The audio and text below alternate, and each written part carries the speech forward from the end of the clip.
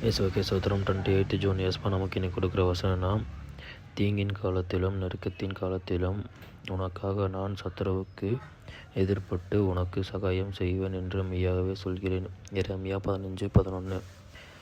ஏசப்பா சொல்கிறாரு, உனக்கு தீங்கு காலம் வந்தாலும் சரி, நெருக்கத்தின் காலம் வந்தாலும் சரி, எவ்வளோ கஷ்டமான இடத்திலும் நான் உன் கூட இருந்து உனக்கு நான் எந்த எந்த உதவினாலும் செய்வேன். நீ எதுக்காகவும் சோர்ந்து போக தேவையில்லை, எதுக்காகவும் கவலைப்பட்டு இருக்க தேவையில்லை.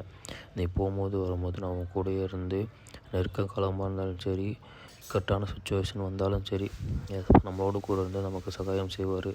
அவர் உண்மையாகவே அவர் கூட விசாரித்து அவரோட கூட இருந்து நம்ம வழி நடந்தோம் அப்படின்னா நம்மளுக்கு எந்த ஒரு தீங்கும் நம்மளை நெருங்காது. ஏசப்பா நம்மளோட கூட இருந்து நம்மளை வழி நடத்துவார். நம்மளுக்கு எதிர்பாராத நேரத்தில் எந்த உதவினாலும் ஏசப்பா நமக்கு யாராச்சும் மூலியமாகவும் ஏசப்பா நம்மளோடு கூட இருந்து நம்மளை வழி நடத்த தேவன் நம்மளோடு கூட இருக்கிறார். ஆமென்.